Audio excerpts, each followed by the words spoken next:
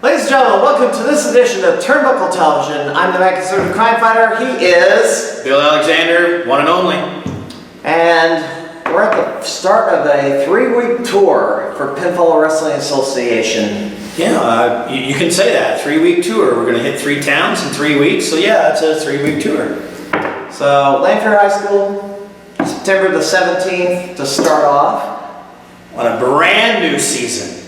Brand new season of Pinfall Wrestling Association. So who knows what the hell's going to happen, Craggy? Vindication on the 17th, Lanphier High School, 1300 North 11th Street in Springfield. $10 for adults, $6 for kids, 6 and 12, and 5 and under are free. Military and student discount available. Doors open 6:30 p.m. Bell time 7 o'clock. Following that, September the 24th, we go to Beardstown for the 3rd annual Beardstown Beatdown. And it's a free admission show on 2nd and State Street in downtown Beardstown. It's underneath the great big bank clock. Right, out in the park, there's a festival going on. Before the show starts, you want to walk around, ride the rides, visit the vendors. There's a lot of shopping. Elephant ears. Elephant ears. Yeah, you never know what's going to be at a fall festival in Beardstown.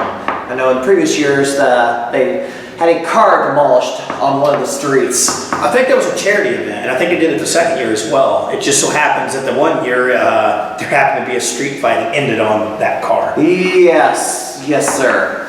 And 3rd week, we make our debut in Athens, Illinois for a 3 p.m. start time afternoon outdoor event at the Athens Fall Festival in the community park. Sure do, sure do. First time ever in Athens, Illinois. Hopefully it's not the last time that we go to Athens, Illinois.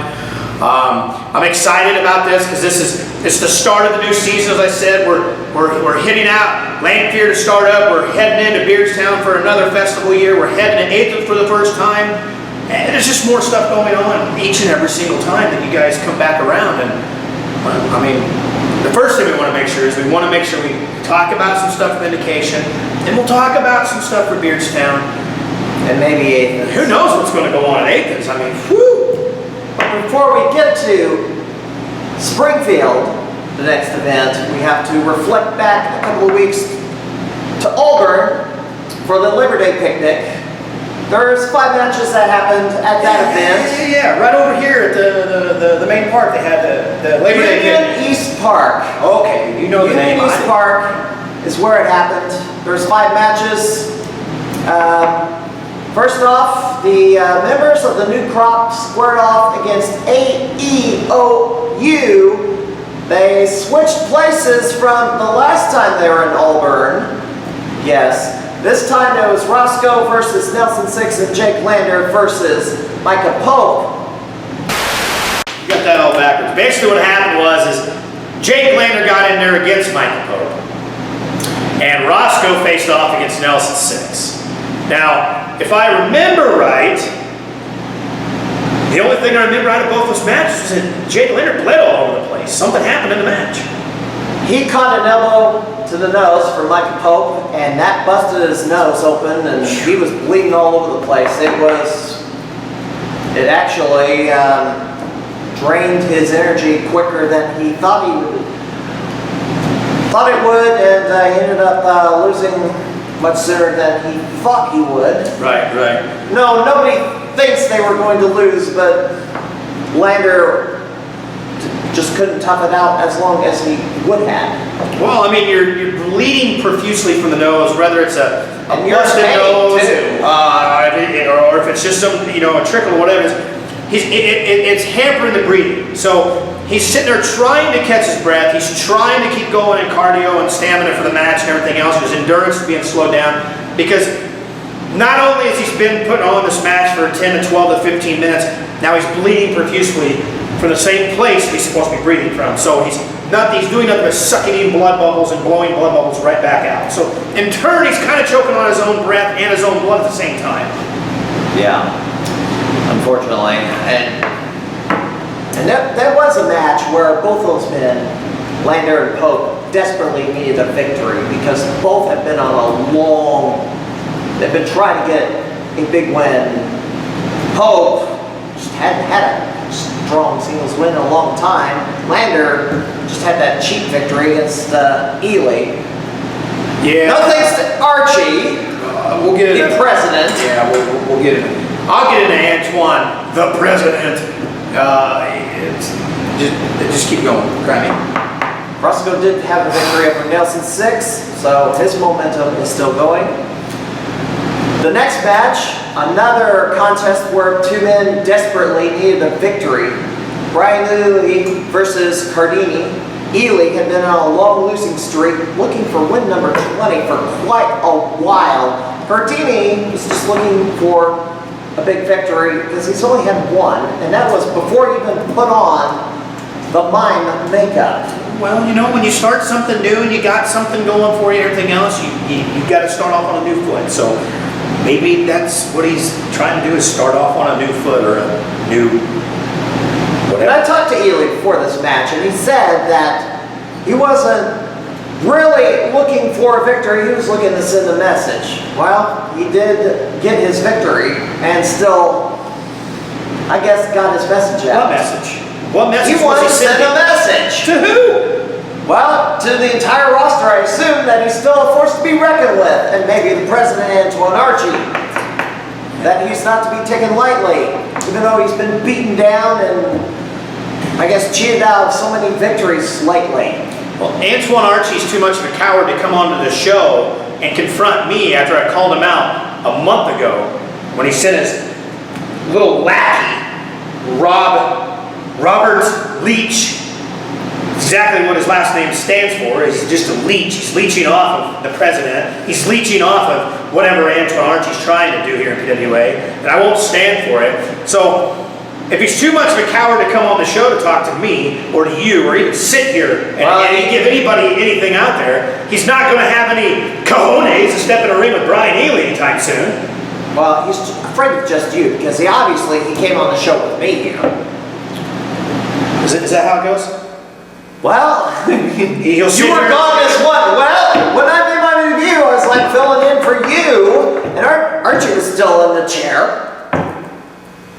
Okay. All right. I mean, that's how it went. That's what it is. Anyway, Let's get out of here. Yeah. So Brian Ely got what he said he didn't want, what he said he needed, what he didn't need, or whatever he was trying to do. Pass a message on to whoever it was trying to be, and got a victory at the Labor Day picnic over one half of the carnival, or one quarter, or 1/3, or however many there are actually of this group. At this point, just two, because the carnival, there's only 2 members going into that tag match, which we'll talk about later.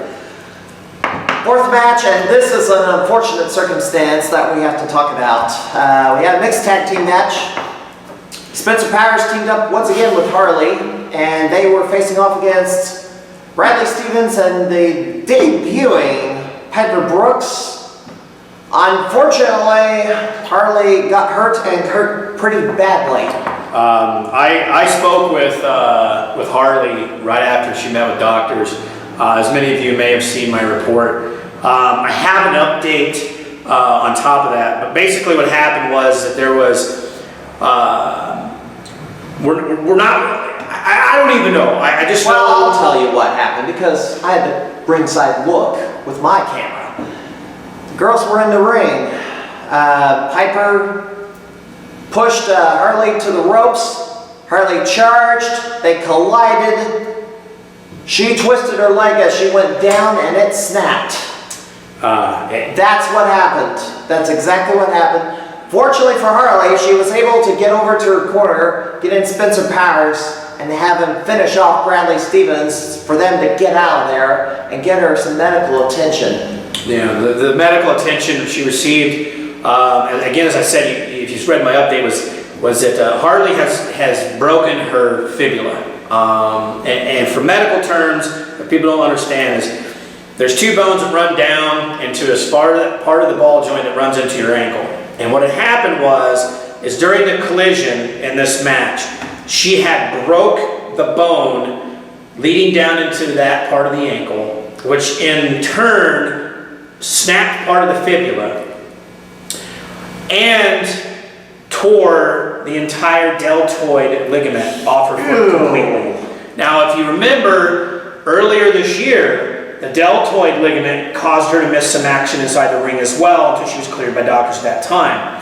So after the swelling went down, they were able to do MRIs, find out that not only did she have a broken fibula, but she tore the deltoid completely gone. She literally has no deltoid tendon connecting the inside, the ankle, and everything else, and every ligament in that area is completely gone. So they had to go. So this past week, she went in and had a very successful surgery. They went in and had to put in a plate and screws to put everything back together in one spot.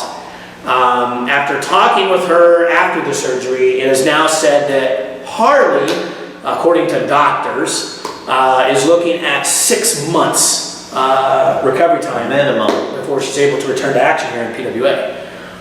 If I know Harley, as I've seen her grow from the academy to where she is now, just like Jake Lander did at one time, she's not going to sit for very long. She's going to go out there with determination and the passion she has and do what she needs to do and listen to doctors and get back and get better and stronger and better and back in the academy at the time. And I heard Birdie tell me, and I don't know if this is what's going to happen, but I heard that by the time hopefully Harley's back here and she's able to get back in here and get back into some training and get back stronger, she may not be the only one back into the academy building back and getting stronger, because I heard that the many faces of Ian McManus has had some very McManus good has news. been out for quite a while. I mean, he Very good news from the suffered a doctors as well. broken bone in his foot. So Harley, yes, she's out of action for a minimum of 6 months, according to her doctors. So we all pray, wish her a very speedy recovery, because there's a lot of fans out there that want Harley back in PWA whooping some ass. And hopefully we'll hear from her soon, because I've invited her to join the production crew here and be on camera and talk with us for whatever we talk about with PWA in the future. She may be the next guest on the Inside the Locker Room, so I got to make sure things go settled right and everything else. Yeah. But we want to give her a little bit of time to rest up first. Oh yes, and she's already ready to go. I mean, she doesn't want to. She wants to be confined to a bed rest. She wants to be outside, even if it's just sitting on a park bench and just breathing in the nice fresh air and watching the birds fly by and people strolling. Right. So again, you know, from us here at Turnbuckle TV and everybody in PWA to the fans and everywhere around, Harley, listen to what they say, get better, get back here so you get stronger and faster and do what you do. Main event. It was Jonathan Magnus challenging Derek Moss. I was kind of wondering how McManus. I got McManus on my mind, not Magnus. That's not my fault. Magnus, I'm not sure how he got this championship match. He was like nowhere close to being in contention. I mean, yeah, he's a former tag team champion, but his win-loss record set in singles competition is not in the top 10. Well, look who our president is of PWA. So I'm sure he went to the president and was like, I think I deserve a regional heavyweight championship match with the young Thriller. You know, I was a champion myself, and blah blah blah. And what happened? I guess he got it. But I'm not sure who is. I'm still wondering who the heck is on the championship committee and decides who gets title shots and stuff. Probably just Coward Archie, probably. Because I know some people that are long overdue for title shots and they haven't gotten them yet. And the squeaky wheel is going to get the grease, and I'm going to keep squeaking and squawking until it is addressed. Well, you don't see any of them guys that you're talking about right now coming out of the woodwork or out of the locker room itself to sit there and say, wait a minute, why is Jonathan Magnus getting the title shot before I am, when Jonathan Magnus hasn't done anything irrelevant except was a tag team champion and lost those tag titles. So, I mean, there's protocol to follow, apparently. You can't go out there and just preach to the choir for them all. They got their own voice. I mean, if they don't want to exercise that, then that's not my problem. They're not getting the championship match. Well, I think there's still some question as to, do you want to get on Archie's radar since he's going to use power all of a sudden? Yeah. It's kind of an ugly deal, double-edged sword, but let's move on to, that's the entire Aldrin card. Obviously, Derek Moss picked up the victory and retained his title, so he'll be heading in to Vindication to defend his title against somebody who's finally gotten his win-loss record back up to even. That would be rather charming Bradley Stevens. And this is not a match that is rare. They faced it off against each other many times. However, Bradley Stevens, only think of one instance where he's defeated Derek Moss. The rest of the time, he's lost about every one. Well, these guys aren't strangers, okay, Crimey? They're not strangers to each other whatsoever. Bradley Stevens III, if you saw, I caught up with the champion not too long ago during an autograph signing, and of course there was an altercation. Bradley Stevens III has been all around the world currently right now. He's on a hell of a winning streak, coming right back in here for the new season of Pinfall Wrestling Association in Lanphier. He's got a title shot. He's high on that horse. He's coming into Vindication, and he promised that day that he would walk out of Vindication as your new PWA Regional Heavyweight Champion. Now, as I said, these guys aren't strangers. It's been back and forth, back and forth, and back and forth. More times out of one, Derek Moss has come out on top. But you got to look at it like this, as I just said. Bradley Stevens has been traveling. He's been winning wrestling matches all around. When's the last match Derek Moss had besides Jonathan Magnus? He had Pope, I believe, and when was that? Nelson 6. But when was that? That was in June. And then That's Nelson June. 6 was in July. Okay. Moss had, who did he have in May? Guy Smith. Yeah. So Moss has he's had a wrestled match practically every freaking week. So no, it hasn't been every single week. It doesn't have to be here, but he's wrestled every freaking week. Point of it is Derek Moss has got a challenge coming to him again. Somebody who's red hot. Somebody's coming at the wall full bore and is going to knock that wall down. Question Bradley is, Stevens thinks he has improved enough to defeat Derek Moss. Well, we'll have to see. the young Thriller is going to have to step up one more time to be able to have another successful title defense. I don't think Derek Moss is looking at any match lightly. What he's looking for is extending his win streak. He's going to have to do something. Like I said, Bradley Stevens III is on his way into Vindication, and he is determined, and he has a plan. I guess we're just going to have to see what happens. If Bradley Stevens happens to beat Derek Moss, I would consider it an upset. An upset, okay. At this point in time, yes. I don't see any other way. So, besides the main event title being on the line, The PWA Tag Team Championships are also on the line. And we have 4 teams, and put them all together in one match, single fall only. The champions, Benz and Scotty Cash, the Hot Boys, will be defending those titles against the Carnival, which is Cardini and Hatta, and we know what those guys are capable of. The Jam Boys, Casey Jackson and that 6'7", 475-pound Mississippi Madman. And then they have to also deal with All Eyes on Us, Micah Pope and Nelson Six. Now looking at this 4-way, Hot Boys have all the momentum. The Carnival had a rotten summer. Well, it's a new season here. The Moneymaking Jam Boys pretty much have one up on the Carnival, getting revenge for all the interference in Madman's heavyweight title matches. Yep. Right now, you have to think Hot Boys are the favorites to win. Carnival is the big underdog in the match. Moneymaking Jam Boys have a good chance of winning. And then AEOU is the wild card. And you know, wild cards sometimes win. Wild cards sometimes win, yes. They're the only other team in PWA besides the Alliance with a winning record. Then you said it, a winning record. Barely, though. But it's a winning record. Yes. So, I mean, you have this caliber of match for the main and only tag teams here in PWA currently. So, the Hot Boys really only have 25% chance walking out still holding on to the titles. But they think they can pile up all 6 of their opponents in the center ring and pin them all at the same time.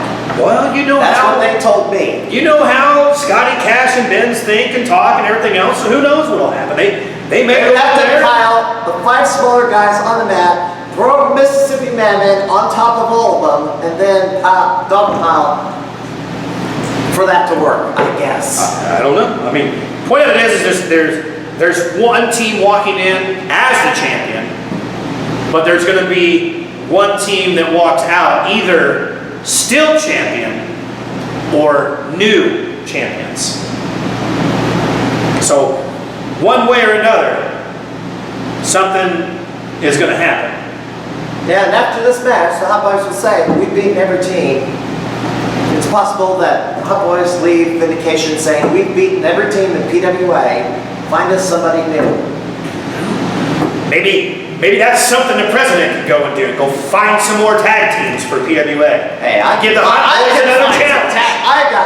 I do a better job of finding tag teams for the Hot Boys. So what are you saying? You're in the back pocket of Antoine Archie? No, I'm saying I could do a better job than him. So there's 2 other things happening at Vindication. The first one being that one of the hottest pro wrestlers in Central Illinois today has made a name for himself all over Central Illinois and other places involved. He's making his debut this Saturday night at Vindication, and that gentleman's name is Christian Rose. Also known as the Bitter Lunatic. Well, the Bitter Lunatic, yeah, you know that's actually right, because I found him on Snapchat. Have you seen some of the snaps on Snapchat? I know Christian Rose too well. He has a way with words. He's been a previously named Central Illinois Wrestler of the Year. He wields a golden microphone. He talks into it and gives everybody goosebumps. Can make the entire audience take him seriously, and he loves to hurt. Well, he's coming into PWA. I reached out to him this week, and the only thing Christian Rose could tell me was he had something to say. Not only to PWA's locker room, but to the PWA fans. And he said he will do that Saturday night at Vindication. So he has not specified who he wants to face in this ring at PWA. I got a feeling that he'll let everybody know Saturday when he comes out there and wields his golden microphone, as you call it. Well, get out your wish list for who you want to see Christian Rose want to face. Who you want to see Christian Rose face first. So, I mean, I'm kind of excited for this. I've been to a few other places where I've seen Christian Rose wrestle.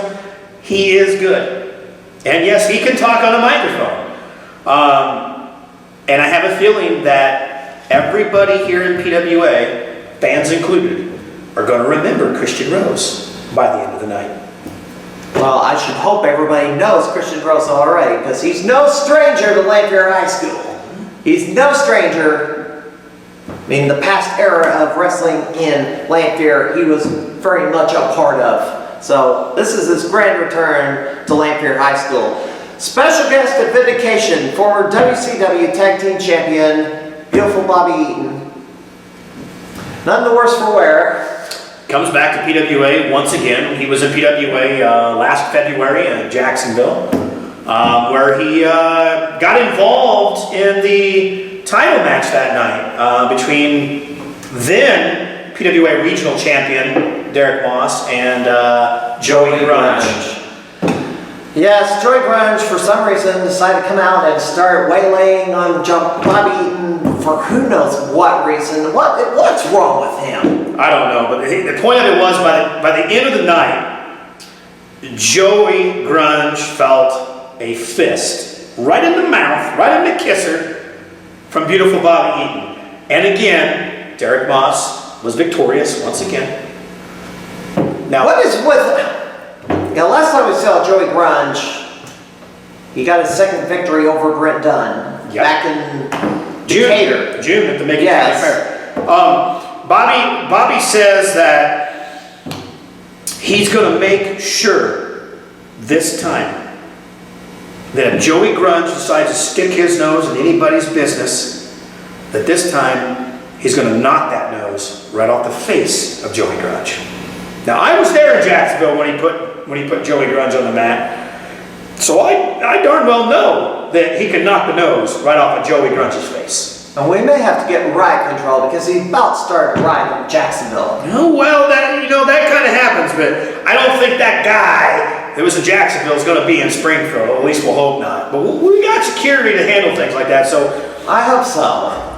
I'm going to have a one-on-one with Bobby Eaton Saturday. I will be bringing Bobby Eaton to the ring with me to get some words from Bobby Eaton to say why he's here in PWA once again, besides keeping track of Joey Grunge.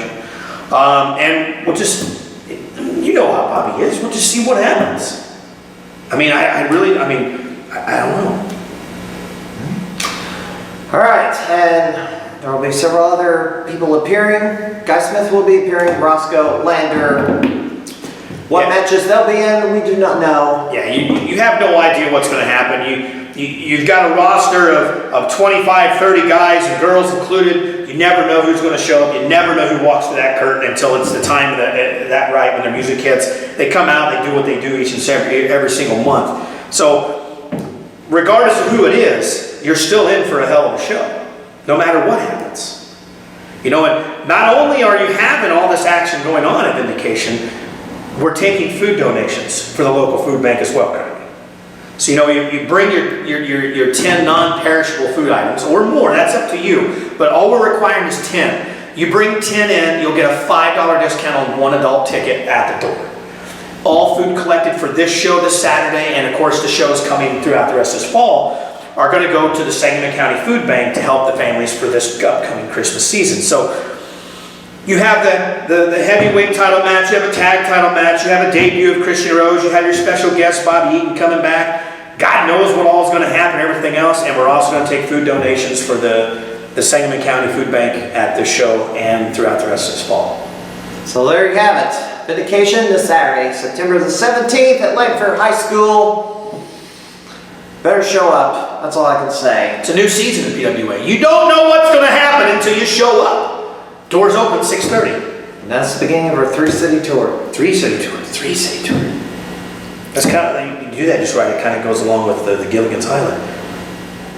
You know, what was that? Like a 3-day tour. 3 hours. 3 hours. 3 hour tour. Yeah, it's a 3-week tour. Yeah, see? Okay.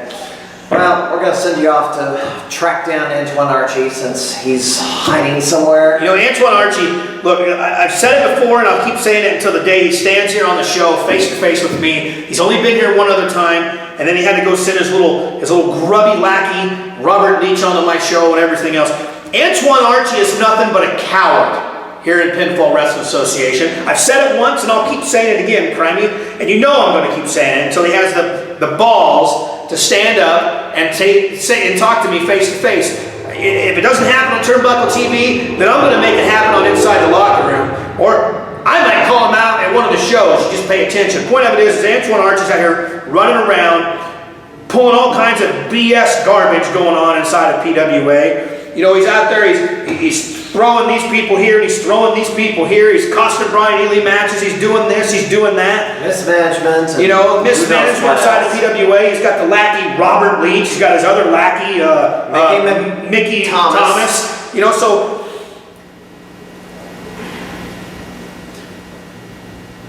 somebody's going to have to take care of Antoine Archie some way, somehow, sometime. I don't know. Point of it is we're in a new season of PWA.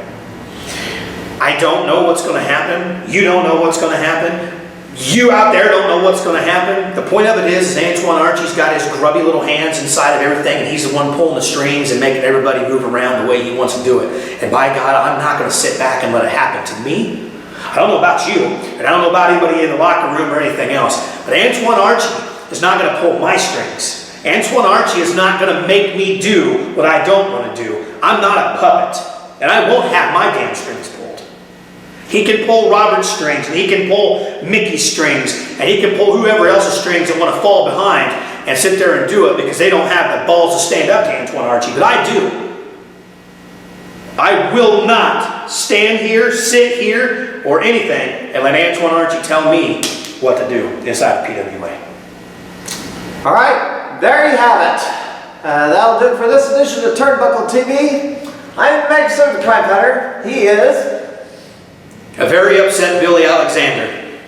Well, I will be spying around the PWA Academy to see if Antoine Archie somehow sticks his nose into this building and maybe call him out on the spot, but I haven't seen him lately. Have you? Antoine Archie, I did this last time on Turnbuckle TV, and I'm going to do it again until you have balls enough to come on to the show. You either come on to Turnbuckle TV or you come to my show Inside the Locker Room, and let's have a conversation. I promise that I'll try and keep everything content, regardless of what show it is. I promise that I will try to keep as much of my inside anger towards you and your decisions you've made of late as content as I possibly can. So I'm going to do it again and issue a challenge for Antoine Archie to either show up on Turnbuckle TV to answer the call of why he's doing what he's doing, what it is he has in store, or better yet, let's have an Inside the Locker Room edition with the president, Antoine Archie. I think that might be a better idea. How about we do that one, Crimey? Let's have him come on Inside the Locker Room and see if he has the balls to sit face to face with Billy Alexander and answer the questions that I have and the questions I'm sure many of the fans out there, and the locker room included, have for the president, Antoine Archie. Let's do that. Let's just issue the challenge that on Inside the Locker Room that Antoine Archie shows up. Is he going to do it? Who knows? Or is he going to do what he did today and not show up? I don't know. I ain't never seen something. All right, we're out of here. I'm so scared. Thanks you for watching, everybody. We'll see you this Saturday at Lanphier High School for Vindication.